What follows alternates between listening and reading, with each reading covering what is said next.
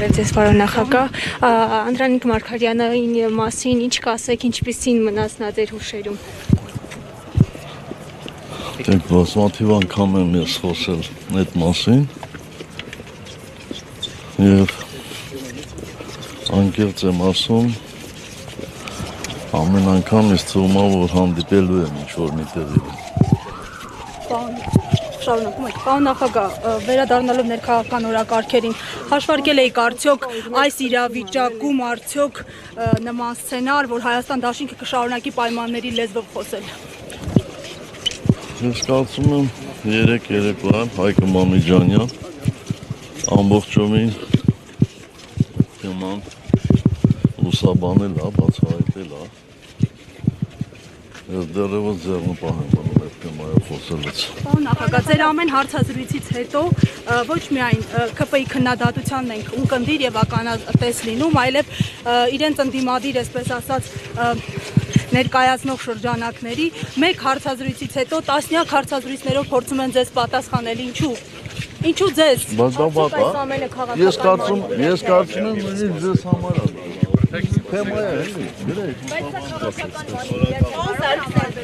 Սարգսյան, ի սկզբանե դատապարտված չի այս գործընթացը, պարոն Սարգսյան։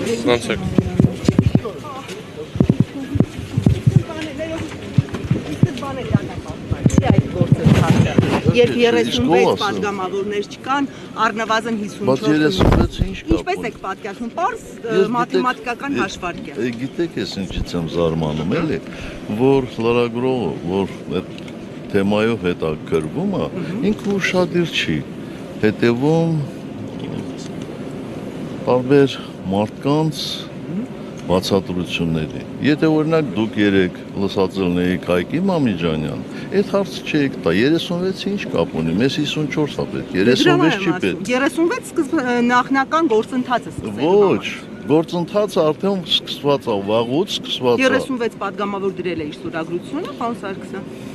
Լսեք, ես ձեզ ասում եմ, գնացեք թեման ուսումնասիրեք։ Ես ուսումնասիրել եմ, շատ լավ հավատացել։ Դուք չեք ուսումնասիրել, որովհետև գործընթացը սկսվում է, երբ ազգային ժողովի մեկ պատգամավոր առաջադրում է վարչապետի թեկնածու։ Գործընթացը այդ ժամանակ է սկսում, 36-ը։ Բայց նիստերի դահլիճ բերելու համար 36 մարդու ստորագրություն է, պարոն նախագահ։ Բայց մենք ասեցինք, որ նիստերի դահլիճ բերելու ենք, երբ ունենանք 54, 36-ը կապ չունի, վատ թիվ եք ասում 36-ը։ Իսկ փողոցային պայքարը երբ եք նախատեսում մեկնարկել։ Հայ